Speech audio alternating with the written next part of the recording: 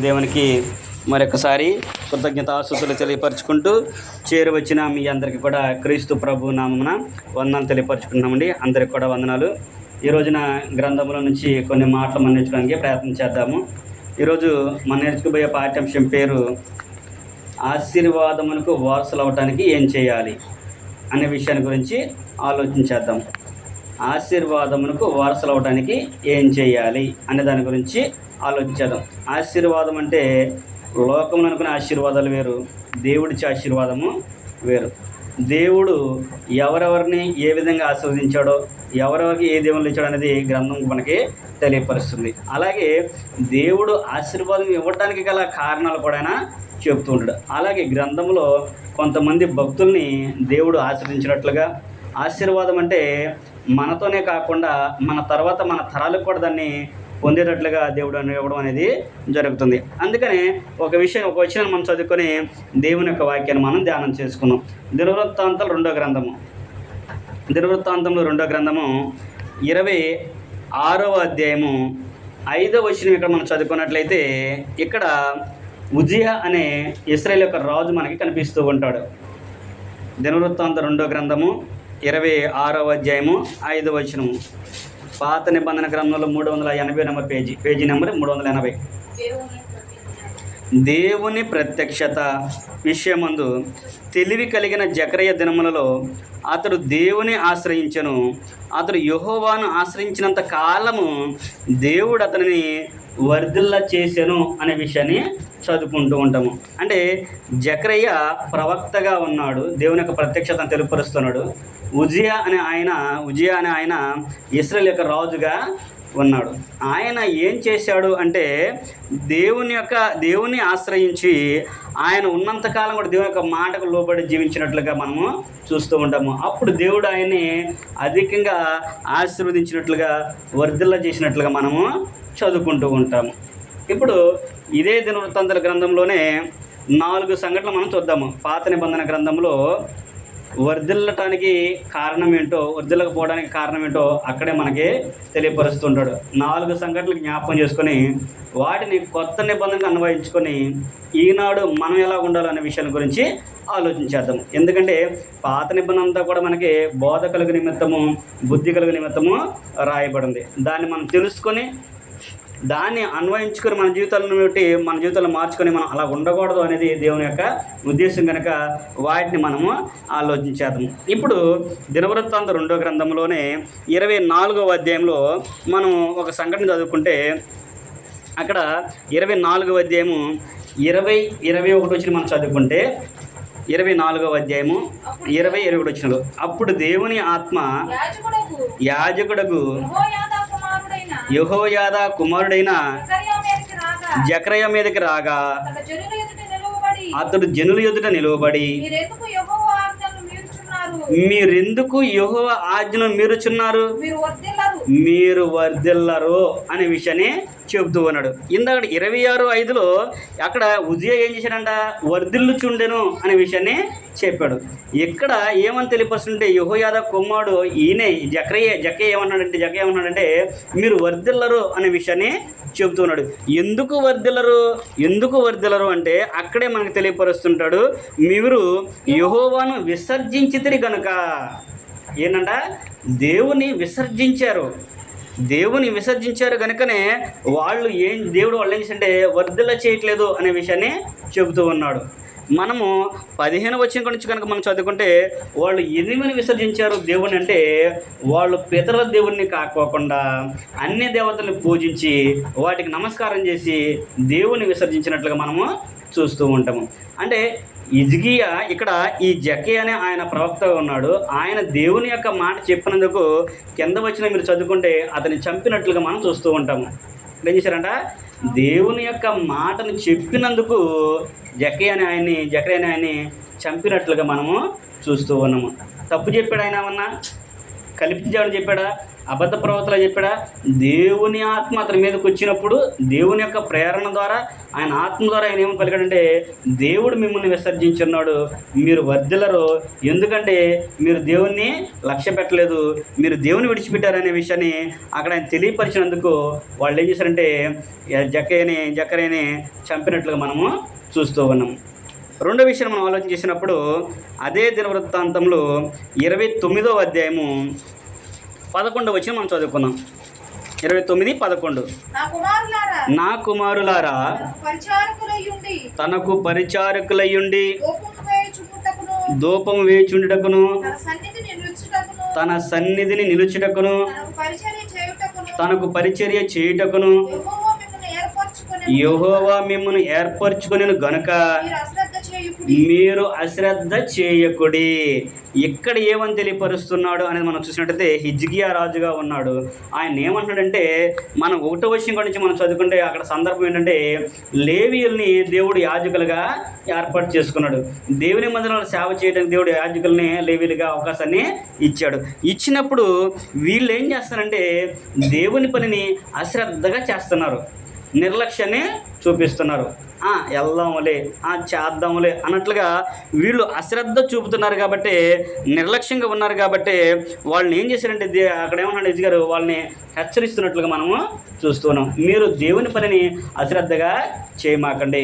దేవుడు ఈ ఇశ్రాయేలు 12 గోత్రాల్లో కూడా మీ గోత్రాన్ని ఎంచుకొని లేవీలకి ఎదురు గొప్ప ఆధిక్యతను ఇచ్చాడు. దేవుని మందిలో సేవ చేసే గొప్ప తరుణాన్ని మీకు ఇచ్చాడు. మీరు దేవుని సొత్తు, దేవునితో మాట్లాడే అధికారం మీకే ఉంది, దేవుని మందిలోకి వెళ్ళే అధికారం మీకే ఉంది, దేవునికి బలు అర్పించే అధికారం కూడా దేవుడు మీకే ఇచ్చాడు. ఇంత గొప్ప ఘనతను దేవుడు మీకు ఇస్తే మీరెందుకయ్యా ఆయన పనిని అశ్రద్ధ చేస్తున్నారు అనే విషయాన్ని చెప్తూ ఉన్నాడు. మొదటిది ఏంటి, జకయ్య గారు దేవుని యొక్క వాక్యాన్ని ఉన్నట్లుగా చెప్పినందుకు ఆయన్ని చంపినట్లుగా చూస్తూ మనం. రెండో సందర్భం జ్ఞాపకం చేసుకుంటే, మీరు దేవుడు మిమ్మల్ని ఏర్పాటు చేసుకున్నాడు కనుక దేవుని ఏర్పాట్లో ఉన్న పిల్లలు దేవుని పనిని అశ్రద్ధ చేయకూడదు అనే విషయాన్ని చెబుతున్నాడు. అంటే వర్ధిల్లకపోవడానికి రెండో కారణం ఏంటంటే, మనం చేసే పనిలో శ్రద్ధ అనేది చూపట్లేదు, నిర్లక్ష్యంగా వాళ్ళు ఉంటున్నారు, అందుకనే వాళ్ళు వర్ధిల్లలేదు అనే విషయాన్ని కూడా అక్కడ తెలియపరుస్తున్నాడు. మూడో సందర్భం మనం జ్ఞాపకం చేసుకుంటే దినవృత్తాంతం 2వ గ్రంథంలోనే 36వ అధ్యాయము 15వ వచనం కాడి నుంచి చదువుకుందాం. 36వ అధ్యాయము 15వ వచనం కాడి నుంచి కనుక మనం చదువుకుంటే అక్కడ ఏమని తెలియపరుస్తున్నాడు అనే విషయాన్ని మనం చూసినట్టయితే, వారి పితరుల దేవుడైన యెహోవా తన జనుల యందును తన నివాస స్థలమందును కటాక్షము గలవాడై వారి యొద్దకు తన దూతల ద్వారా వర్తమానం పంపుచూ వచ్చెను. ఆయన పెందల కాడ లేచి పంపుచూ వచ్చినను వారు దేవుని దూతలను ఎగతాళి చేయుచు ఆయన వాక్యమును తృణీకరించుచు ఆయన ప్రవక్తలను హింసించుచూ రాగా నివరింపశక్యము కాకుండా యెహోవా కోపము ఆ జనుల మీదకి వచ్చెను. ఇంకో కారణం ఏంటంటే, వర్ధిల్లకపోవడానికి దేవునికి కోపం పుట్టిస్తున్నారు. ఏం చేస్తున్నారంట, దేవుడు అక్కడ చెబుతున్నాడు, ఆయన పెందల కడ లేచి ఎవరు పంపుతున్నారంట, తన దూతలను పంపించారంట, వాళ్ళని ఎగతాళి చేశాడు, ఆయన వాక్యాన్ని తృణీకరించారు, ఆయన ప్రవక్తని హింసించి నివరింక సత్యం కాకుండా దేవుని యొక్క ఉగ్రతకు వాళ్ళు పాత్రలేరు. అందుకని దేవుడు వాళ్ళందరినీ వర్ధిల్లకుండా చేశాడు. కానీ ఆ కాలంలోనే ఆ జనంలోనే దేవుడు వర్ధిల్ల చేసిన వాళ్ళు కూడా ఉన్నారు, దేవుడు వారిని ఆశ్రయించిన వారు కూడా ఉన్నాడు. ఈ అందరినీ కూడా దేవుడు తలుచుకుంటే ఒక్క దెబ్బలోనే మొట్టమని చేసేయగలడు. మొత్తం భూమి కింద మనుషులందరినీ కూడా ఒక్క దెబ్బతో తీసేస్తాడు. కానీ దేవుడు తన భక్తులకి వాగ్దానం చేశాడు. ఏమని చేశాడు, నీ సంతానంని నేను విస్తరింపజేస్తాను అనే విషయాన్ని చెప్పాడు. అదే సంఘటన ఈ యోధా ప్రజలను కూడా దేవుడు ఎందుకు ఉంచాడు అనేది కనుక మనం ఆలోచన చేసుకున్నప్పుడు అదే దినవృత్తాంతాల గ్రంథంలో 21వ అధ్యాయము 7వ వచనం మనం చదువుకున్నట్లయితే మన పాఠానికి ప్రాముఖ్యమైన మూల వచనం అనమాట. 21వ అధ్యాయము 7వ వచనం కనుక మనం చదువుకున్నట్లయితే అక్కడ ఆయన అంటున్నాడు, అయినను యెహోవా తాను దావీదుతో చేసిన నిబంధన నిమిత్తమును అతనికిని అతని కుమారులకును అతని కుమారులకును నిత్య దీపమిచ్చెదనని నిత్యము దీపమిచ్చేదనని చేసిన వాగ్దానం నిమిత్తము దావీదు సంతతిని నశింపజేయుటకు మనస్సు లేక ఉండెను. దేవుని యొక్క మాటలు మీరుతున్నారు, దేవుని ప్రవక్తను చెప్పారు, ఆయన వాక్యాన్ని తృణీకరిస్తున్నారు, దేవునికి కోపం పుట్టిస్తున్నారు, దేవుని ప్రజలను చంపుతున్నారు. అయినా కానీ దేవుడు వారికి ఎందుకు ఇచ్చాడు అంటే దేవుడు దావీదు గారికి వాగ్దానాన్ని చేశాడు. నీ దావీదు సంతానంలో నిత్యం ఒక దీపం ఉండేటను ఉంచుతానని చెప్పేసి ఆయన చెప్పాడు కనుక దాని నిమిత్తమే దేవుడు తన ప్రజల కొరకు ఆయన చేసిన వాగ్దాన నిమిత్తం ఏంటంటే దేవుడు తన భక్తుల్ని ఉంచినట్లుగా మనము చూస్తూ ఉన్నాము. కానీ మనము కొంతమంది రాజుని దేవుడు వారిని ఆశ్రయించినట్లుగా వర్దినట్లుగా మనము చూస్తాము. అదే కాలంలో అదే ప్రాంతంలో అదే జనాల్లో ఉజియా అని ఆయన ఆశ్రయించబడ్డాడు. దేవునికి అనుకూలంగా జీవించి దేవుని యొక్క సంకల్ప ప్రకారంగా నడుచుకుంటూ ఆయన వర్ధిల్లుచుండెను అనే విషయాన్ని మనం మొదట చదువుకున్నాము. ఇక్కడ కూడా ఎందుకు వీళ్ళు తప్పు చేసినప్పుడు కూడా ఉంచారు అనే విషయం చూసినప్పుడు దావీదు గారికి దేవుడు వాగ్దానం చేశాడు కనుక వారిని ఉంచాడు. ఇప్పుడు వీటిని బట్టి మన జీవితాలకు అన్వయం చేసుకొని క్రొత్త నిబంధన ప్రకారంగా మనం ఎలా నడుచుకోవాలి, మనం ఎలా ఉండాలి అనే విషయాల గురించి దేవుని యొక్క వాక్యంలో మనము ధ్యానం చేసుకున్నాం. మొట్టమొదటిగా మనం ఏం చూసాము, ఎవరిని చంపారు? జకరియా, ప్రవక్తగా జకరియా ఉన్నప్పుడు ఆయన దేవుని యొక్క మాటలు చెప్పినందుకు మీరు దేవుని విసర్జించి అన్ని దేవతలను పూజిస్తున్నారు, దేవుడు మీ మధ్యన లేడు, మిమ్మల్ని విసరించి ఉన్నాడు కాబట్టి మీరు వర్ధిల్లరు అని చెప్పిన మాటను బట్టి వాళ్ళు జకరియాని చంపినట్లుగా మనము చూస్తూ ఉన్నాము. ఇదే సంఘటనను మనం జ్ఞాపకం చేసుకున్నట్టయితే అంటే సందర్భాన్ని మనం జ్ఞాపకం చేసుకుంటే ఇలాంటి సంఘటన క్రొత్త నిబంధనలో కూడా చూస్తూ ఉంటాము. అక్కడ ఆయన దేవుని యొక్క మాటలను చెప్పాడు, ఆయన ప్రవక్తగా ఉన్నాడు, దేవుని యొక్క ప్రజల పక్షాన ఆయన ఉన్నాడు. కానీ క్రొత్త నిబంధనలు అయితే ఆయనే దేవుడై ఉన్నాడు, దేవుని కుమారుడు లోకానికి వచ్చాడు. ఈ రోజున మనం చెప్పే మాటలు నమ్మేవారు ఎవరు లేరు. కానీ మనం చెప్పేవారు నమ్మలేదంటే మనం దాన్ని పెద్ద తీసుకోవాల్సిన అవసరం కూడా లేదు. ఎందుకంటే ఆనాడు క్రీస్తు ప్రభువు చెప్పినప్పుడే నమ్మలేదు జనులు. క్రీస్తు ప్రభువారు నేను దేవుని కుమారుడయ్యా, ఆయన నన్ను పంపించాడు, ఆయన పంపిస్తేనే నేను వచ్చాను, నేను చెప్పే మాటలు నాయి కాదు ఆయనవి, కాబట్టి మీరు ఆలోచించాలని చెప్తేనే ఆయన్నే నమ్మలేదు. అలాంటప్పుడు ఈ రోజుల్లో మనల్ని నమ్మట్లేదు, మన బోధ నమ్మట్లేదు అంటే పెద్ద విశేషం ఏమి కూడా లేదు. అందుకని యేసుక్రీస్తు ప్రభువారు చెప్పినప్పుడు కూడా క్రీస్తు ప్రభువారు చంపడం గల కారణం కూడా అదే. ఈ జకరియా గారు దేవుని యొక్క మాటలు మీరు వీరి అన్ని దేవతలు మీరు పూజిస్తారని చెప్పినందుకు ఆయన్ని చంపినట్లుగా క్రీస్తు ప్రభువారు చెప్పిన మాటలకు కూడా ఆయన చంపడానికి ప్రయత్నం చేశారు. క్రీస్తు ప్రభువారు ఎందుకు చంపారు జనులు? ప్రజలేగా చంపింది. వాళ్ళందరూ కూడా సిలువైన కేకలెత్తనే కదా, వాళ్ళ కేకలే కదా గెలిచింది. అక్కడ పిలాతు ఏమన్నాడు, వీళ్ళు నాకు మనసుకి తగిన నేరమేం కూడా కనపడతాయి అని చెప్పినా కానీ ఎవరు కూడా వెళ్ళదు. కానీ సిలువేని కేకలు వేశారు. వాళ్ళ గెలుపులే గెలిచి ప్రభువుని సిలువకి అప్పగించారు. ఎందుకు అప్పగించారు అంటే ఆయన నేను దేవుడిని చెప్పుకున్నాడు, దేవుని కుమారుడని చెప్పుకున్నాడు, దేవుడు నా తండ్రి అని చెప్పాడు, మీరు వాక్యాన్ని అనుసరించి నడుచుకోవట్లేదు అనే విషయాన్ని చెప్పాడు. అందుకనే వాళ్ళు ఆయన్ని చంపినట్లుగా మనము చూస్తూ ఉంటాము. ఇది కథ కాదు, దీంట్లో ఉన్నదే. యోహాను సువార్త 8వ అధ్యాయం కనుక మనం చదువుకున్నట్లయితే ప్రభువారు స్వయంగా తనను నమ్మిన యూదులతో చెప్పిన సందర్భాన్ని అక్కడ మనము జ్ఞాపకం చేసుకుంటాము. యోహాను సువార్త 8వ అధ్యాయం కనుక మనం చదువుకున్నప్పుడు అక్కడ ప్రభువారు తను నమ్మిన యూదులతో చెప్పిన విషయాన్ని మనము జ్ఞాపకం చేసుకుందాము. 31, 32 వచ్చిన కనుక మనం చదువుకుంటే అక్కడ ఏమన్నంటే, కాబట్టి యేసు తనను నమ్మిన యూదులతో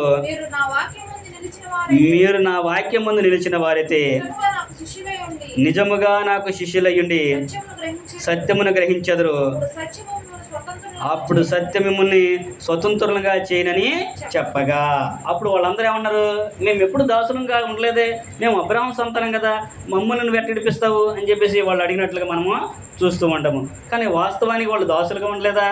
ఆల్రెడీ అప్పుడు కూడా వాళ్ళు రోమ ప్రభుత్వంలో వాళ్ళకి దాసులుగానే జీవిస్తూ ఉన్నారు. అదే విషయం మనం చదువుకున్నప్పుడు వాళ్ళు అబ్రహాము సంతానం చెప్పినప్పుడు 37వ వచనం మనం చదువుకుంటే ఆయన అక్కడ ఏమంటాడంటే, మీరు అబ్రహాము సంతానము నాకు తెలియను, అయినను మీలో నా వాక్యమునకు చోటు లేదు కనుక నన్ను చంప వెతుకుచున్నారు అనే విషయాన్ని చెప్తూ ఉన్నాడు. అంటే వాళ్ళు ఎవరంట? అబ్రహాం సంతానమే, దేవుని పిల్లలే, కానీ వారిలో ఏమి లేదు, వాక్యం లేదు. ఈరోజు కూడా మన జీవితాలకు అన్వయించుకున్నప్పుడు మనం క్రైస్తవులమే, దేవుని పిల్లలమే, ప్రార్థనకి వెళ్తాం, కానుకలు ఇస్తాం, మనం చేయాల్సినవి చేస్తూ ఉంటాం. కానీ మనలో ఏముండదు? దేవుని యొక్క వాక్యం అనేది మన హృదయంలో ఉండదు. అందుకనే మనం అనేక సందర్భాల్లో అనేక విషయాల నుంచి మనం మీరే వరకు ఉంటాము. దేవుడు కూడా అందుకే మన కుటుంబాలని మనల్ని ఆశ్రయించట్లేదు, వర్ధల చేయట్లేదు అనే విషయాన్ని అక్కడ చదువుకోవచ్చు. అంటే క్రీస్తు ప్రభువారిని కూడా చంపడానికి వాళ్ళు ప్రయత్నం చేశారు. అలాగే 40 కూడా చదువుకుంటే అక్కడ అవే విషయాన్ని మళ్ళీ జ్ఞాపకం చేస్తున్నాడు. దేవుని వలన వినిన సత్యము మీతో చెప్పిన వాడనైన నన్ను మీరిప్పుడు చంప వెతుకుచున్నారే. అబ్రహాం అట్లా చేయలేదు, మీరు మీ తండ్రి క్రియలే చేయుచున్నారని వారితో చెప్పాను. అప్పుడు వాళ్ళందరూ కూడా మేము వ్యభిచార వలన పుట్టిన వాళ్ళం కాదయ్యా, మేము దేవుని పిల్లలమే అని చెప్పేసి అంటూ ఉన్నారు. కానీ మీరు ఎలా పుట్టారో, మీ తండ్రి ఎవరో మీరు చేసే క్రియలను బట్టి అక్కడ తెలుస్తుందని చెప్పేసి కింద వచ్చిన మనం చదువుకుంటూ వెళ్తే ప్రభువు చెప్పినట్లుగా మనము చూస్తూ ఉంటాం. మీరు అబ్రహాం సంతానం చెప్తున్నారు కదా, నాకు తెలుసు కదా. మరి మీ తండ్రి అబ్రహాం అలా చేయలేదు కదా. ఆయన ఏం చేశాడు? దేవుని యొక్క మాటకు లోబడ్డాడు, దేవుని యొక్క వాక్యాన్ని విన్నాడు, దేవుని సత్యాన్ని గ్రహించి నేను చెప్పిన మాటలన్నీ కూడా ఆయన విని ఆనందించాడనే విషయాన్ని అక్కడ ప్రభు వారు చెబుతూ ఉన్నాడు. కానీ ఆయన చెప్పిన మాటలందు వాళ్ళు లక్ష్యం ఉంచలేదు అనే విషయాన్ని అక్కడ మనకి జ్ఞాపకం చేస్తున్నాడు. ఆనాడు ఇశ్రాయేలీలకు కూడా జకరయ్య చెప్పిన సందర్భాన్ని ప్రవక్తగా నుండి దేవుని మాటను చెప్తే వాళ్ళు ఆయన చంపారు. ఇక్కడ కూడా ప్రభువారు ఆయన తన వాక్యాన్ని చెబుతూ మీలో దేవుని వాక్యం చూడలేదయ్యా, మీరు అనుకుంటున్నారు మేము ప్రార్థనకి వెళ్తున్నాము, మా అబ్రహాం మా తండ్రి మేము బలులు ఇస్తున్నాము లేదా దశమ భాగాలు ఇస్తున్నాము, మేము చేసినవి చేస్తున్నాము అని చెప్పేసి మీరు అనుకుంటున్నారు. కానీ భక్తులు ఉన్నామని మీరు దేవుని యొక్క వాక్యానికి చోటు లేదు. దేవుని యొక్క వాక్యం కనుక మీలో ఉంటే నేను చెప్పే మాటలు మీరు గ్రహించేవాళ్ళు కదా. ఆ కింద చదువుకుంటూ వెళ్తే అదే చెప్తారు ఆయన, నేను చెప్పే మాటలు మీరు గ్రహించేవాళ్ళు కదా.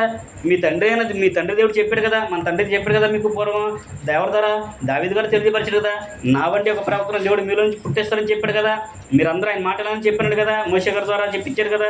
మరి ఎందుకని మీరు గ్రహించలేకపోతున్నారు అంటే మీలో దేవుని యొక్క వాక్యానికి చోటు లేదు అనే విషయాన్ని ఎక్కడ చెబుతూ ఉన్నాడు. ఈనాడు మనం కూడా చూసినట్లయితే దేవుని యొక్క వాక్యము మన హృదయాల్లో ఉండట్లేదు. దేవుని యొక్క వాక్యము మన హృదయాల్లో ఉండట్లేదు. ఎందుకు ఉండట్లేదు అనేది మనం ఆలోచన చేసుకుంటే, మన జీవితాలు మనం పరిశీలించుకుంటే మనకే అర్థమవుతూ ఉంటుంది. ప్రసంగి గ్రంథంలో జ్ఞానిన సొలొమోను గారు ఒక విషయాన్ని జ్ఞాపకం చేస్తూ ఉంటాడు. ఒక పట్టణంలోనికి ఒక రాజు వచ్చి ఆ పట్టణాన్ని పట్టుకుంటాడంట. పట్టుకున్నప్పుడు ఆ రాజ్యంలో భేదవాడైన జ్ఞానం కలిగిన ముసలివాడు ఒకడు ఉంటాడు. ఆ ముసలివాడు తన జ్ఞానం చేత ఏం చేస్తాడంటే ఆ పట్టణాన్ని కాపాడుతాడు. కాపాడినా కానీ అతని జ్ఞానాన్ని ఎవరు కూడా గుర్తించదు. అప్పుడు ఆయన అంటాడు, జ్ఞానము అవసరమే, జ్ఞానము చాలా విలువైంది కాదని అంటాడు, కానీ భేదవాని జ్ఞానము తృణీకరింపబడుచున్నది అనే విషయాన్ని చెబుతూ ఉంటాడు. ప్రసంగి గ్రంథము 9వ అధ్యాయము 13-14 వచనంలో, అక్కడ 13 నుంచి 16 వచనంలో అక్కడ ఆయన చెప్పాడు. అంటే నువ్వు జ్ఞానమైనంత మాత్రాన నువ్వు చెప్పిన మాటలు ఎవడు కూడా నమ్మడం. ఇప్పుడు పరిస్థితి ఎలాగుందంటే ఎవరి మాటలు నమ్ముతారంటే సూటు బూటు వేసుకొని చక్కగా కారులో వచ్చి ఆయన వెనక 4 బాడీ గార్డులు ఉండి చక్కగా టక్ వేసుకొని టై పెట్టుకొని మంచి సెంటు కొట్టుకుని వచ్చాడు అనుకోండి, 10 మంది వచ్చాడు అనుకోండి, అప్పుడు ఆయన దేవుని సేవకుడిగా వాళ్ళు గుర్తించండి. ఈ రోజుల్లో ఉంది. ఏం ఆలోచన చేస్తున్నారు? ప్రభువారు చెప్పింది అదే కదా, మీలో నా వాక్యానికి చోటు లేదయ్యా, మీలో కనుక నా వాక్యానికి చోటు ఉంటే నేను చెప్పే మాటలు మీరు గ్రహించేవాళ్ళు కదా అనే విషయాన్ని అక్కడ ప్రభువారు కూడా చెప్పాడు. ఇక్కడ పేదవాడి జ్ఞానం, నువ్వు జ్ఞానం కలిగినంత మాత్రం సుఖం లేదు. నువ్వు జ్ఞానంగా అన్ని మాటలు మాట్లాడే కానీ ప్రయోజలేదు. సామెత ప్రసంగి గ్రంథంలో అదే చెప్పాడు ఆయన, ప్రసంగి గ్రంథకర్త. ముసలివాడు జ్ఞానం కలిగిన వాడు ఉన్నాడు, కానీ రాజు కంటే ఆయన పట్టణాన్ని కాపాడినప్పుడు కూడా జ్ఞానం ఎవరు కూడా లక్ష్య పెట్టలేదు. మరి ప్రభువారు కూడా మనందరి కోసమే వచ్చింది. మరి ఆయన చెప్పిన మాటలన్నీ మన కొరకే కదా, మన పాపాల మీద చనిపోయింది. మరి ఆయన మాటలను లక్ష్యం ఉంచారా? లక్ష్యం ఉంచలేదు అనే విషయాన్ని అక్కడ ప్రభువారు కూడా మనకి తెలియపరిచినట్లుగా మనము చూస్తూ ఉన్నాము. కనుక మొదటి సందర్భాన్ని మనం చూసామంటే అక్కడ ఇశ్రాయేలీలు కూడా ఏం చేశారంటే దేవుని యొక్క మాటలు మీరు విసర్జించారు, దేవుని యొక్క ఆజ్ఞను తృణీకరిస్తానని చెప్పేసి జకర్యా చెప్పినందుకు ఆయన చంపినట్లుగా మనము చూస్తూ ఉన్నాము. ప్రభువారు కూడా మీలో నా వాక్యం లేదు, మీరు నా వాక్యం సాధన ఇవ్వట్లేదు, వాక్యం మీరు గైకుంటారని చెప్పాడు. ఆయన బట్టి ఆయన చంపడానికి వారు చూశారు. ఈనాడు కూడా మన జీవితాలకు అన్వయించుకుంటే గొప్ప గొప్ప వాళ్ళు చెప్తూ ఉంటారు తప్ప జ్ఞానం కలిగి దేవుని యొక్క వాక్యం ఉన్నట్లుగా చెప్తున్నప్పుడు ఎవరు కూడా లక్ష్య పెట్టట్లేదు.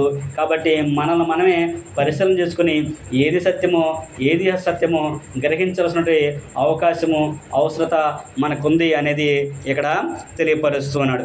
రెండో విషయం మనం ఆలోచించేద్దాము. రెండోది దేని గురించి ఆలోచన చేశాడు? వాళ్ళని దేవుడు ఏర్పాటు చేసుకున్నాడు. ఎవరిని?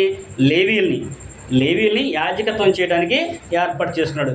నువ్వు పాత నిబంధన ప్రకారం జీవించాలి అంటే దేవుని మందిరంలో ఎవరు చేయాలి? సేవ ఎవరు చేయాలి? యాజకుడు చేయాలి, లేవీలు చేయాలి, లేవీలే బలర్పించాలి, లేవీలు దాన్ని అన్నింటిని కూడా చేయాలి. కానీ నీకు నాకు అవకాశము లేదు. మరి ఈ రోజున మనం దేవుని యొక్క గ్రంథాన్ని పట్టుకొని ప్రతి ఒక్కరూ కూడా మనకు నచ్చినట్లుగా మనకి ఇష్టం వచ్చినట్లుగా మాట్లాడుతున్నామంటే ఎవరిచ్చారు అధికారం నీకు? నువ్వు లేవీడివా?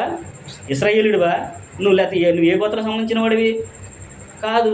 మరి ఎన్ని నీళ్ళప్పుడు నువ్వు ఎలాగవుతావు అనే విషయాన్ని మనమే ప్రశ్న వేసుకోవాలి. దేవుడు ఆనాడు ఇశ్రాయేలు గోత్రాల్లో 12 గోత్రాలు లేవీ గోత్రాన్ని ఏర్పాటు చేసుకుని దేవుడు వారికి పనిని అప్పగించాడు. ఆ పనిని వాళ్ళు అలక్ష్యం చేశారు, అంటే శ్రద్ధ నిలపకుండా అశ్రద్ధగా పనిచేశారు. కాబట్టి మీరు శ్రద్ధ నిలపండి అనే విషయాన్ని తెలియపరచడు. ఈనాడు కూడా దేవుడు గొప్ప అధికారాన్ని మనకి ఇచ్చాడు. ఏంటి అధికారం అంటే ఈ రోజున నీవు నేను యాజకులమి, నీవు నేను లేవీడిమి, దేవుని ప్రజలము అనే విషయాన్ని క్రొత్త నిబంధన మనకి తేటగా తెలియపరుస్తూ ఉంది. పేతురు రాసిన మొదటి పత్రిక 2వ అధ్యాయము 9వ వచనం కనుక మనం చదువుకుంటే అక్కడ పేతురు గారు అంటూ ఉన్నాడు. ఏమంటున్నాడంటే పేతురు రాసిన మొదటి పత్రిక 2వ అధ్యాయము 9వ వచనంలో మనం చదువుకుంటే, అయితే మీరు చీకటిలో నుండి ఆశ్చర్యమైన తన వెలుగులోనికి మిమ్మల్ని పిలిచిన గుణాతిశయములను ప్రచురం చేయ నిమిత్తము ఏర్పరచబడిన వంశమును, రాజులైన యాజకులను, దేవుని సొత్తైన ప్రజలయ్యి ఉన్నారు. పేతురు రాసిన మొదటి పత్రిక 2వ అధ్యాయము 9వ వచనము. పేతురు రాసిన మొదటి పత్రిక 2:9. అక్కడ ఆ విషయానైనా జ్ఞాపకం. అయితే మీరు చీకటిలో నుండి ఆశ్చర్యకరమైన తన వెలుగులోనికి మిమ్మల్ని పిలిచిన వాని గుణాతిశయమును ప్రచురం చేయ నిమిత్తము మీరు ఏర్పరచబడిన వంశము, రాజులైన యాజక సమూహము, పరిశుద్ధ జనమును, దేవుని సొత్తైన ప్రజలై ఉన్నారు అనే విషయాన్ని చెబుతున్నాడు. ఈనాడు ఎవరైతే ప్రభు యొక్క వాక్యాన్ని విని ఆ ప్రభు యొక్క వాక్య ప్రకారంగా జీవించి ప్రభు ఏర్పరిచిన మార్గంలో ఉన్నారనుకోండి, ఆయన వెలుగుగా ఉన్నాడు. ఆ వెలుగుని ప్రకాశించే వారిగా మనము ఉండాలి. నీకైనా నాకైనా దేవుడు ఒక పనిని అప్పగించాడు. నువ్వు ఆయన వెలుగులోనికి పిలువబడినప్పుడు ఆ వెలుగుని ప్రచురం చేసేవాడిగా నువ్వు ఉండాలి. ఆనాడు లేవీలకు మాత్రమే యాజకత్వం చేసే అవకాశాన్ని దేవుడు ఇచ్చాడు. కానీ ఈ రోజున నీకు నాకు అందరికీ కూడా దేవుడు ఏం చేశాడంటే దేవుని పనిని జరిగించేటువంటి గొప్ప అవకాశాన్ని దేవుడు మనకిచ్చినట్లుగా ఇక్కడ గ్రంథం మనకి తెలియపరుస్తూ ఉంది. కాబట్టి మనము కూడా ఏమి చేయాలి అని అంటున్నాడంటే దేవుని పనిని శ్రద్ధగా చేయాలి. దేవుని పనిని శ్రద్ధగా చేసినప్పుడు దేవుడు కూడా నీకేది కావాలో దాన్ని ఆయన అనుగ్రహిస్తూ ఉంటాడు. దేవుని పనిని అశ్రద్ధ చేయకూడదు, అలక్ష్యం చేయకూడదు, నిర్లక్ష్యం అనేది ఉండకూడదు. వెళ్దాములే, చేద్దాములే, చూద్దాములే అనే ఆలోచన ఎప్పుడు కూడా ఉండకూడదు. మనం ఏదైతే చేస్తున్నామో దాన్ని శ్రద్ధగా చేయాలి. ప్రార్థన చేయాలనుకున్నావు, శ్రద్ధగా నీ మనసు నిలిపి దేవునికి ప్రార్థన చెయ్యి. వాక్యం బైబిల్ చదువుకోవాలనుకుంటున్నావు, నువ్వు చదివే కూసేపు అయినా కానీ మనసు ప్రశాంతంగా పెట్టుకుని శ్రద్ధగా నువ్వు దేవుని యొక్క వాక్యాన్ని చదువుకుంటే అది నీకు అర్థమవుతుంది. నువ్వు అలా చేయకోకుండా ఏదో క్యాలెండర్లో వాక్యాలు చదువుకున్నట్టు చదువుకుంటూ వెళ్ళిపోతే అది మనకి అర్థం కాదు. ఇక్కడ కూడా లేవీలను ఏర్పాటు చేసుకున్నాడు, అలాగే నేడు మనల్ని కూడా దేవుడు ఏర్పాటు చేసుకున్నాడు. కొంతమందిని సేవకులుగా ఆయన ఏర్పాటు చేసుకున్నాడు. కనుక దేవుని పనికి ఆటంకం కలగకుండా దేవుని పనిని సంపూర్ణంగా నెరవేర్చేవారిగా శ్రద్ధ కలిగి ఆయన పనిని చేస్తే దేవుడు వర్ధిల్ల చేస్తాడు అనే విషయాన్ని చెబుతూ ఉన్నాడు. మొదటిది ఏంటి? దేవుని వాక్యం మీరు సత్యం ఉన్నట్లు చెప్పినందుకు అక్కడ ఆయన్ని చంపారు. రెండోది దేవుని పనిని అశ్రద్ధగా చేశారని చెప్పాడు. అశ్రద్ధ కాకుండా శ్రద్ధగా చేస్తే నిన్ను నీ కుటుంబ దేవుడు వర్ధిల్ల చేస్తాడు. మూడో విషయాన్ని మనం ఆలోచించినప్పుడు మూడో సంఘటన ఏం జ్ఞాపకం చేసుకున్నాము? దేవుడు పెందల కాడ లేచి తన ప్రవక్తలను పంపాడు, దూతలను పంపాడు. అయినా కానీ వాళ్ళు ఏం చేశారంట? దేవుని యొక్క వాక్యం తృణీకరించారు, తన ప్రవక్తను ఎగతాళి చేశారు, తన దూతలను కూడా ఎగతాళి చేసి తన ప్రవక్తలను కూడా చంపారనే విషయాన్ని జ్ఞాపకం చేస్తూ ఉన్నాడు. అంటే దేవుని యొక్క వాక్యాన్ని అడ్డగించారు, సత్యాన్ని వారు అడ్డగించారు. అందుకని దేవుని యొక్క ఉగ్రత వారి మీదకి వచ్చింది. అందుకని దేవుడు కొంతమందిని ఆశ్రయించట్లేదు అనే విషయాన్ని చెబుతూ ఉన్నాడు. ఈనాడు కూడా మనము కూడా కొన్ని కారణాలను బట్టి దేవుని యొక్క వాక్యానికి లోబడే వారిగా ఉన్నామా, అడ్డగించే వారిగా ఉన్నామా, తృణీకరించే వారిగా ఉన్నామా అనేది మనం కూడా ఆలోచించాలనే సంఘటనము ఇక్కడ మనకి తెలియపరుస్తుంది. కాబట్టి దేవుని యొక్క ఉగ్రత సువార్తను అడ్డగించే వారి మీదకి వస్తుందనే విషయాన్ని ఇక్కడ తెలియపరుస్తున్నాడు. రోమిలికి రాసిన పత్రికలో మనం చదువుకున్నట్లయితే దేవుని యొక్క ఉగ్రత ఈనాడు క్రొత్త నిబంధన ప్రకారము ఎవరి మీదకి వస్తుందో వాళ్ళు ఎలాంటి వారు అనే విషయం మనం ఆలోచించినప్పుడు రోమిలికి రాసిన పత్రిక 1వ అధ్యాయము 18వ వచనం కనుక మనం చదువుకుంటే అక్కడ పౌలు గారు రోమలో ఉన్న సంఘానికి తెలియపరుస్తూ రాసిన విషయాన్ని మనము జ్ఞాపకం. మొదటి అధ్యాయము 18వ వచనము, దుర్నీతి చేత సత్యమును అడ్డగించు మనుషుల యొక్క సమస్త భక్తిహీనత మీదను దుర్నీతి మీదను దేవుని యొక్క కోపము పరలోకం నుండి బయలుపరచబడుచున్నది అనే విషయాన్ని చెబుతూ ఉన్నాడు. అంటే ఎందుకు దేవుని యొక్క కోపం వస్తుందంటే, దేవుని యొక్క ఉగ్రతను చూపిస్తున్నాడు అంటే, ఎందుకు మనం దీవించలేకపోతున్నాం అంటే, ఎందుకు మనం దేవుడు ఆశించలేకపోతున్నాడు అంటే, ఇక్కడ ఏమని చెబుతున్నాడంటే పౌలు గారు, దుర్నీతి చేత సత్యాన్ని అడ్డగించేవాళ్ళు ఉన్నారు. చాలామంది ఈ రోజుల్లో దేవుని పనిని ఆటంకపరిచే వారిని మనము చూస్తూ ఉన్నాము. దేవుని పట్టికి అడ్డం కలిగే వాళ్ళు ఉన్నట్లుగా మనము చూస్తూ ఉన్నాము. అక్కడ భక్తిహీనులు కూడా అనే విషయాన్ని చెబుతున్నాడు. భక్తిహీనులు అంటే ఎవరో? దేవుని నమ్మిన వారే, కానీ దేవుని యందు విశ్వాసము ఉంచిన వాళ్ళు, దేవుని మీద ఆధారపడని వారు అనే విషయాన్ని ఇక్కడ మనము చూడొచ్చు. ఉదాహరణకి అపోస్తలుల కార్యాలు 14వ అధ్యాయంలో మీరు చదువుకుంటే పౌలు శీల దేవుని సేవకులు ఉండి దేవుని యొక్క పరిచయం చేస్తూ ఉంటే వాళ్ళ పట్టణంలో వాళ్ళు పౌలుకి శీల గొప్ప హింస కలుగజేసి భక్తి మర్యాద గల స్త్రీలు ఏం చేశారు? వాళ్ళని తమ ప్రాంతం నుంచి వెళ్ళగొట్టినట్లుగా అక్కడ మనము చదువుకుంటూ ఉన్నాం. ఎవరంటే వారిని వెళ్ళగొట్టింది? పౌలుని శీలని భక్తి మర్యాద గల స్త్రీలు. అంటే భక్తి మర్యాద కలిగిన వాళ్ళందరూ. భక్తి లేదంటే భక్తి ఉంది, మర్యాద లేదంటే మర్యాద ఉంది. కానీ వాళ్ళు దేవుని యొక్క వాక్యాన్ని అడ్డగించినట్లుగా అక్కడ మనము చూస్తూ ఉంటాం. పౌలు శీలలు సత్యాన్ని ప్రకటిస్తూ ఉంటే వాళ్ళని అడ్డగించినట్లుగా మనము చదువుకుంటూ ఉంటాము. ఇక్కడ కూడా పౌలు గారు అదే విషయాన్ని జ్ఞాపకం చేస్తూ, దుర్నీతి చేత అంటే నీ స్వార్థం కోసం, మన స్వార్థం కోసం, మనమేదో మేలు కోరి మనమేదో చేయాలనుకునే ఆలోచన కలిగి దేవుని యొక్క వాక్యాన్ని కనుక అడ్డగిస్తే, దేవుని యొక్క మార్గాన్ని అడ్డగిస్తే అక్కడ అన్నాడు వారి మీదకి దేవుని యొక్క కోపము పరలోకం నుండి బయలుపరచబడుచున్నది అనే విషయాన్ని చెబుతున్నాడు. ఆ దేవుని యొక్క కోపం రావడం గల కారణం కూడా లేకపోలేదు. ఎందుకంటే దుర్నీతి చేత సత్యాన్ని అడ్డగిస్తున్నారంటే ఎలాంటి వారు, ఎవరో అని మనం అనుకుంటే చాలామంది ఏమంటారంటే అన్యుల మీద చూపిస్తూ ఉంటారు. ఈ మధ్యకాలంలో సోషల్ మీడియా బాగా వచ్చింది కదా, దేవుని క్రైస్తవులని ఎవరన్నా పాటలు పాడినా లేకపోతే కరపత్రాలు వచ్చినా కానీ వాళ్ళని ఏం చేస్తున్నారు? బాధించడం, వాళ్ళని ప్రశ్నలు అడగడం, హింసపెట్టడం చేస్తున్నారు కదా, వాళ్ళని అనుకుంటున్నారు. కానీ దేవుడైతే వాళ్ళ గురించి ఏమీ చెప్పట్లేదు. ఇదే పత్రికలో 2వ అధ్యాయము 1వ వచనం కూడా చదువుకుంటే పౌలు గారు అంటున్నాడు, దేవుని యొక్క కోపము ఉగ్రత ఎవరి మీదకి వస్తుందంటే ఆయన భక్తిపరుల మీదకి ఆయన కోపాన్ని చూపిస్తున్నాడు. ఎవరు అంటే నిన్ను బట్టే నీకు అర్థమవుతుంది, నీ ప్రవర్తన బట్టి నీకు తెలుసుకోవాలి. అందుకని దేవుని యొక్క గ్రంథంలో ఆ వాక్యాలను మనకి రాయించాడు. ఎందు నిమిత్తం అంటే ఇవి చదువుకున్నప్పుడన్నా మనకు బుద్ధి కలగాలనే విషయాన్ని తెలియపరుస్తున్నాడు. రోమి పత్రిక 2వ అధ్యాయము 1వ వచనం గురించి మనం చదువుకుంటే, కాబట్టి తీర్పు తీర్చు మనుషుడా, నీవెవడవైనాను సరే నిరుత్తుడవై ఉన్నావు. దేని విషయంలో ఎదుటివానికి తీర్పు తీర్చుచున్నావో దాని విషయంలో నీవే నేరస్తుడవని తీర్పు తీర్చుకొనుచున్నావు. ఎలయనగా తీర్పు తీర్చు నీవును అట్టి కర్మ చేయుచున్నావు కావా అనే విషయాన్ని చెబుతూ ఉన్నాడు. ఎదుటి వారి మీద నిందలము, ఎదుటి వారిని గురించి తీర్పు తీర్చడము. ఇక్కడ పౌలు గారు కూడా అదే విషయాన్ని జ్ఞాపకం చేయడం మనము చూస్తూ ఉన్నాం. దేవుని యొక్క ఉగ్రత రావడానికి, దేవుని యొక్క సత్యాన్ని అడ్డగిస్తున్నారని చెప్పడానికి మొదటి కారణం ఇక్కడ ఆయన మనకి తెలియపరిచినట్లు మనము చూస్తూ ఉన్నాం. అనేక కారణాలు ఉన్నాయి. ఆ కారణంలో ఒక కారణము పౌలు గారు రోమలో ఉన్న వారికి చెబుతున్నారు. వాళ్ళందరూ కూడా ఏం చేస్తున్నారంటే ఎదుటి వారి మీద నిందలు మోపుతూ ఎదుటి వారికి వాళ్ళు తీర్పు తీరుస్తున్నట్లుగా అక్కడ పౌలు గారు గమనించాడు. అందుకనే వాళ్ళకి ఈ మాటలని తెలియపరచడు. నువ్వు ఎదుటి వారికి తీర్పు తీరుస్తున్నావు కదా, నువ్వు ఏ విషయంలో ఎదుటి వారికి తీర్పు తీరుస్తున్నావో ఆ విషయంలో నీవే నీ గురించి తీర్పు తెరుచుకొనిచున్నావు. నువ్వు ఎదుటి వారి తీర్పు కార్యాల్లో నీవు కూడా అట్టి కార్యం చేయుచున్నావు కాదా అనే విషయాన్ని అక్కడ చెబుతూ, అట్టి కార్యములు చేయి వారి మీద దేవుని తీర్పు సత్యమును అనుసరించినదే అని ఎరుగుదము. అట్టి కార్యము చేయవానికి తీర్పు తీర్చు వాటిని చేయుచున్న మనుషుడా, నీవు దేవుని తీర్పును తప్పించుకుందని అనుకుందువా? చెప్పండి. అక్కడ ఆయన ప్రశ్న వేస్తున్నాడు. అట్టి కార్యం చేసిన నీవు దేవుని యొక్క తీర్పుని తప్పించుకుని అనుకుంటావా? నీ వల్ల అయిద్దా? అదే విషయాన్ని అక్కడ చెప్తున్నాడు పౌలు గారు. కానీ మనమైతే ఏం ఆలోచన చేస్తాము? చిన్న మాటేగా ఏమైంది, చేసిందేగా ఏమైంది, ఉన్నదేగా ఏమైంది అని మనము అనుకుంటూ ఉంటాం. కానీ ఇక్కడ గ్రంథం అయితే అలాగా చెప్పట్లేదు, దేవుడైతే అలాగా ఒప్పుకోవట్లేదు. అదే విషయం చెప్తున్నాడు.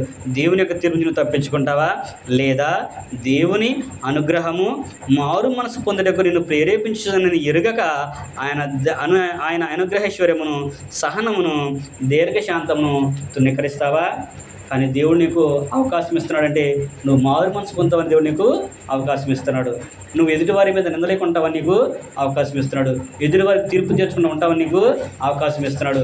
ఎదుటివారిని ప్రేమిస్తావని నీకు అవకాశం ఇస్తున్నాడు. ఇలాంటి కార్యం చేయడానికి దేవునికి అవకాశం ఉంది. కాబట్టి నువ్వు దీన్ని తెలుసుకొని మారు మనసు పొంది దేవుని యొక్క దీర్ఘశాంతాన్ని నువ్వు తృణీకరించుకోకుండా దాన్ని అనుసరించి నువ్వు నడుచుకో. లేదనుకో, నువ్వు తృణీకరించుకున్నావు అనుకో, ఆయన సహనాన్ని, ఆయన తీర్పు నువ్వు సహించలేవు అనే విషయాన్ని చెప్పడం అనేది మనము చూస్తూ ఉన్నాం. నీ కాఠిన్యమును మార్పు పొందని హృదయమును అనుసరించి ఉగ్రత దినమందు, అనగా దేవుని న్యాయమైన తీర్పు బయలుపరచబడే దినమందు నీకు నీవే ఉగ్రతను సమకూర్చుకొనుచున్నావు. నీకు ఎవరండి ఉగ్రత? ఎవరో చేస్తే నీ మీదకి రాదు. ఎవరో నిందమోస్తే నీ నిందమోస్తే నీ మీదకే రాదు. ఎలా వస్తుంది? నీకు నీవే ఆ ఉగ్రతను కూర్చుకొనుచున్నావు. నీకు నీవే దేవుని యొక్క ఉగ్రతను సమకూర్చుకుంటున్నావు. కాబట్టి నువ్వు జాగ్రత్త కలిగి ఉండాలి అనే విషయాన్ని అక్కడ ఆయన మనకి తెలియపరుస్తున్నాడు. ఆయన ప్రతి వానికి వాని క్రియల చొప్పున ప్రతిఫలం ఇచ్చును. సత్క్రియను ఓపికగా చేర్చు మహిమను ఘనతను అక్షతను వెదకు వారికి నిత్య జీవమునిచ్చును. ఎక్కడ ఏమని తెలియపరుస్తున్నాడు? మరలా ఇక్కడ అదే విషయం జ్ఞాపకం చేస్తూ అక్కడ మార్పు పొందకపోతే ఉగ్రతను వచ్చింది చెప్పిన తర్వాత ఆయన మార్పు చెందిన తర్వాత ఎలా ఉందంటే ఓర్పు కలిగి సహనంతో సత్క్రియల్ని చేయాలి. సత్క్రియలు అనగా మంచి కార్యాలు నువ్వు చేయాలి. నువ్వు అలా చేసావనుకో దేవునికి నిత్య జీవాన్ని ఇస్తాడు. నువ్వు ప్రభుని ఎరగక ముందు, లేకపోతే ప్రభుని ఎరిగినాకో నువ్వు పాపిగా ఉన్నావు, లేకపోతే నువ్వు ద్రోహం చేస్తున్నావు, సత్యాన్ని అడ్డగించావు, లేదా దోని గుర్తకు పాత్రుడు అయ్యావు. కానీ తర్వాత నువ్వు క్రమక్రమణ సత్యాన్ని తెలుసుకున్నావు, దేవుని యొక్క వాక్యానికి విధేయుడు అయ్యావు, నేను వాక్యాన్ని జీవించను అనుకున్నావు.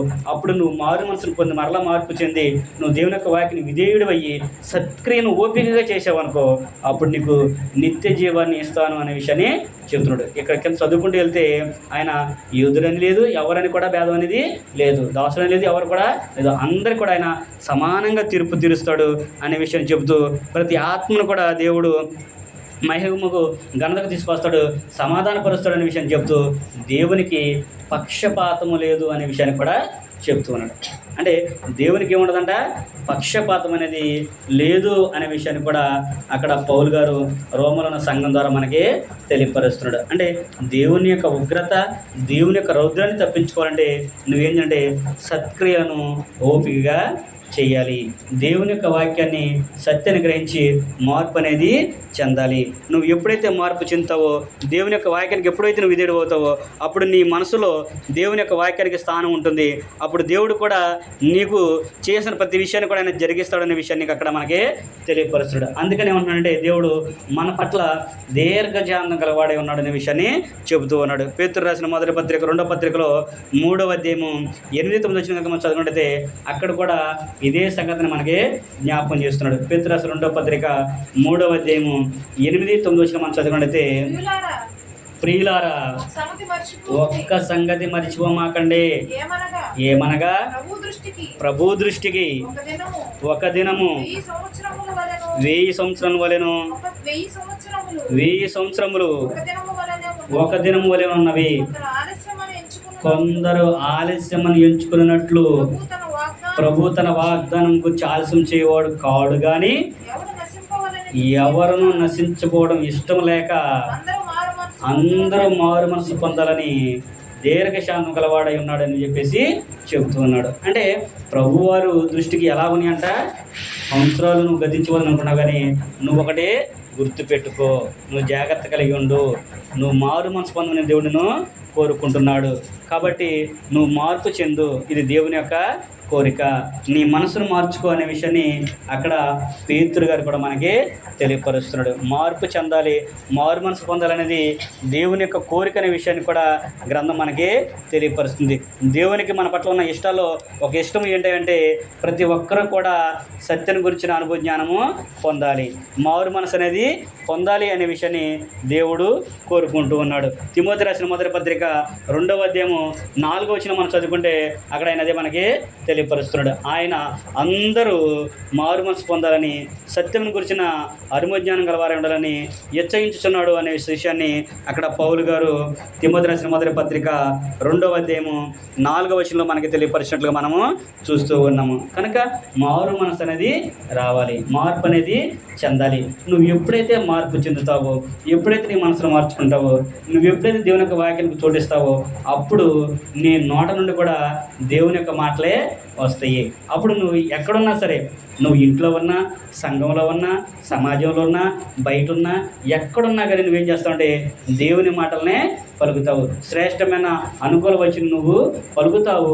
కాబట్టి అది నీకు ప్రయోజనకరమైన విషయాన్ని కూడా అదే తిమోతి పత్రిక 4వ అధ్యాయము 7-8 వచనం చదువుకుంటే, అపవిత్రమైన ముసలమ్మ ముచ్చట్లను విసర్జించి దైవభక్తి విషయంలో నీకు నీవే సాధకం చేసుకునము. అది ఎలాంటిదంటే ఇప్పుడు జీవితంలోనూ రాబో జీవితంలోనూ వాగ్దానంతో కూడిన అది అన్ని విషయాల్లో కూడా ప్రయోజనకరమై ఉన్నది అనే విషయాన్ని చెబుతూ ఉన్నాడు.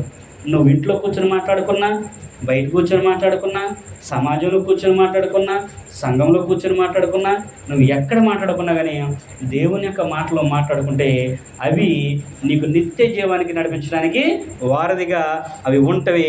అవి ఎవరికి సాధ్యం అంటే మారు మనసు పొందిన వారికి అవి సాధ్యము.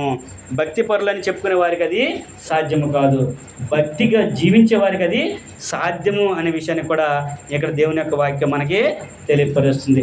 నువ్వు ఎప్పుడైతే మార్పు చెంది వాక్యాన్ని నువ్వు జీవిస్తావో అప్పుడు ఆయన ఏమంటాడంటే నువ్వు ఎలా నడుచుకోవాలో, నువ్వు ఎలా జీవించాలో, నీకు ఏం కావాలో వాటన్నిటిని కూడా ఆయన ఇస్తాడు. కొలసీలు రాసిన పత్రిక 2వ అధ్యాయము 3వ వచనం మనం చదువుకుంటే అక్కడ పౌలు గారు అంటాడు కొలసీ పత్రికలో, బుద్ధి జ్ఞాన సర్వసంపదలు ఆయన యందే గుప్తములై ఉన్నవి. నువ్వు మార్పు చెందితే, వాక్యాన్ని కనుక నీ హృదయంలో ఉంటే, నువ్వు ఎలా నడవాలో, ఎలా ప్రవర్తించాలో, ఎలా జీవించాలో, ఎలా ఉంటే దేవుడిని ఆశీర్దిస్తాడో, ఆశీర్వాదం అంటే ఏంటో, క్షేమం అంటే ఏంటో, నెమ్మదంటే ఏంటో సమస్తాన్ని కూడా దేవుడు నీకు గ్రంథంలో నుంచి తెలియపరుస్తూ ఉంటాడు. గ్రంథమే దాన్ని మనకి ప్రామాణికం తప్ప మనకి లోకంలో ఉన్న మాటలు కాదు. ఇక్కడ పౌలు గారు కూడా కొలెస్లో ఉన్న సంఘానికి అదే చెబుతున్నాడు. నువ్వు ఎప్పుడైతే ముసలిముచ్చలను అనుసరించి దైవభక్తి విషయాలకు నువ్వు సాధన చేసుకుంటావో అప్పుడు నీకు జ్ఞానం వస్తుందనుకో, అప్పుడు ఏం చేస్తావు, ఆలోచన చేస్తుంటే బుద్ధి జ్ఞాన సర్వసంపదలు కూడా ఆయన గుప్తంలో ఉన్నవని నువ్వు ఎరుగుతావు, ఆయన అనుసరించి నడుచుకుంటావు.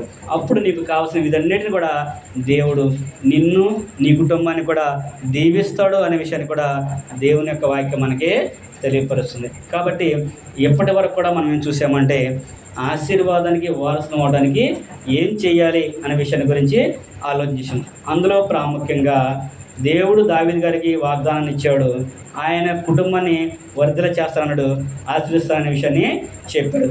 దాన్ని బట్టి మనం ఆలోచన చేసుకుంటే యోధా గోత్రంలో, యోధా వంశంలో అనేక మంది దేవునికి ఇష్టలుగా ఉండలేకపోయారు. జకరియా గారు దేవుని యొక్క మాటలు చెప్పినందుకు ఆయన్ని చంపారు. అలాగే క్రొత్త నిబంధనలో కూడా ప్రభువారు కూడా మీరు అనుకుంటున్నారు కానీ మీలో నా వాక్యం లేదు, మీరు దేవుని పిల్లలు కాదు అని చెప్పినందుకు ప్రభువారిని చంపడానికి ప్రయత్నం చేశారు. ఈనాడు కూడా దేవుని యొక్క వాక్యము సత్యము ఉన్నట్లు చెప్పినప్పుడు ఎవరు కూడా వినట్లేదు, అంగీకరించట్లేదు. అయినా మనం నిరుత్సాహపడాల్సిన అవసరము లేదు. 10 బత్తాలు ఈ తాళుండేది దానికంటే ఒక్క బత్త గింజ ఉండడం శ్రేష్టం. 10 బత్తలు తప్పుల తాళ్ళు ఉన్నాయి, సుఖం ఉండదా? కానీ ఒక్క బత్త ఉంటే, గింజలుంటే అది మనకి ప్రయోజనం.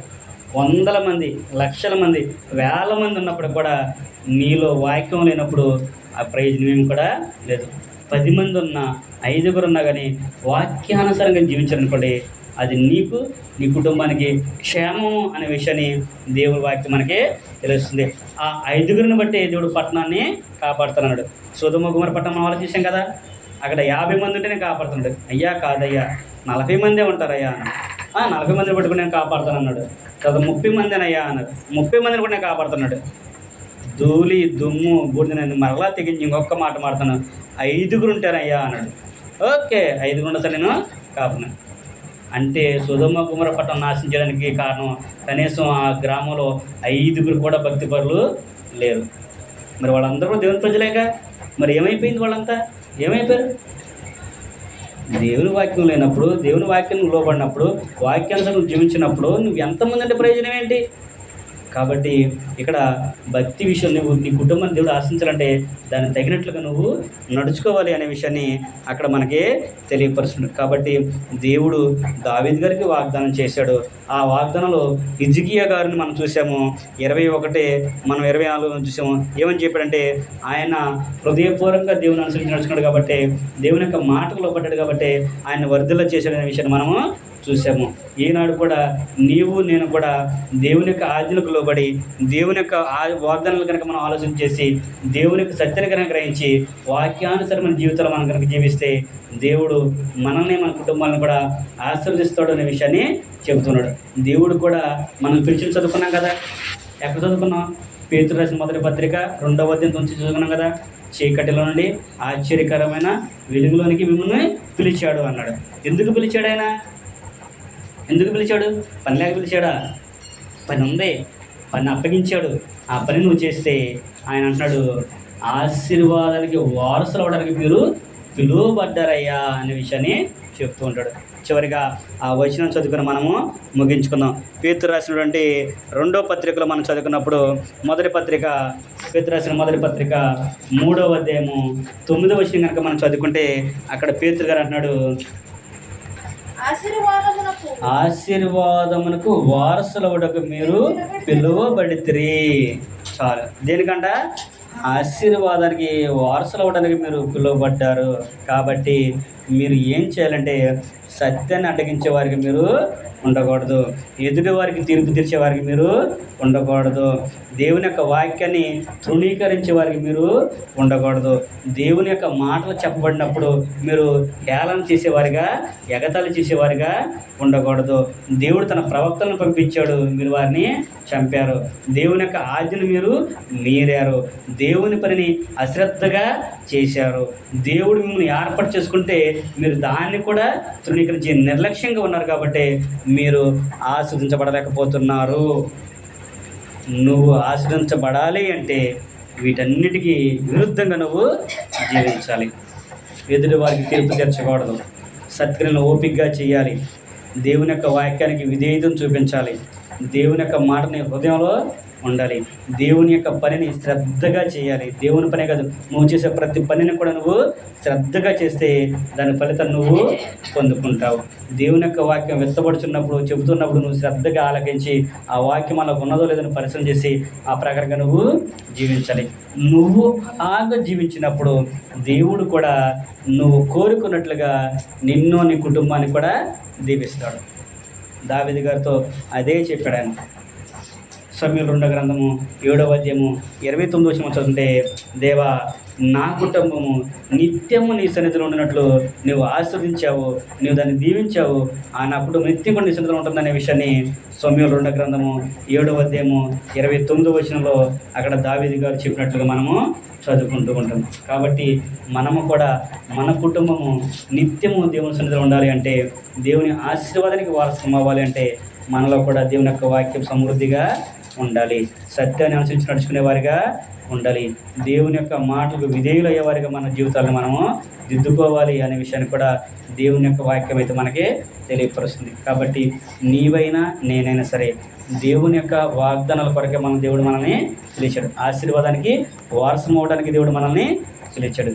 ఆ ఆశీర్వాదం మనం పొందుకోవాలి అంటే మనము శ్రద్ధగా పనిచేయాలి, సత్యాన్ని అనుసరించి నడుచుకోవాలి, వాక్యాన్ని బట్టి మనం నడుచుకోవాలి, మనుషులను బట్టి ఎప్పుడు కూడా నడవద్దు. పౌలు గారు అంటాడు, నేను మనుషులు సంతోషపెట్టేవాడైతే దేవునికి దాసునే కాను అంటాడు. నేను మనుషులు సంతోషపెట్టకూర్చున్నానని దేవుని నేను సంతోషపెట్టకూర్చున్నాను అనే విషయాన్ని గలతీ పత్రిక 1వ అధ్యాయంలో పౌలు గారు చెప్తున్నారు. మనుషులను బట్టి కాదు, దేవుని యొక్క వాక్యాన్ని బట్టి నువ్వు ఆలోచించాయి, సత్యాన్ని బట్టి నువ్వు జీవించు. అప్పుడు దేవుడు నిన్ను నీ కుటుంబాన్ని కూడా దీవిస్తాడు. నిత్యమైన సన్నుడి గొప్ప అవకాశం దేవుడు మనకి ఇస్తాడనే విషయాన్ని ప్రేమతో మీకు తెలియపరుస్తూ నాకు నేను తెలియపరచుకుంటూ ఈ మాటలు ఇద్దరితో ముగిస్తున్నాను. ఓపిక తిన్న మీ అందరికి కూడా ప్రభు నామమున వందనాలు తెలియపరుచు. అందరికి కూడా వందనాలు.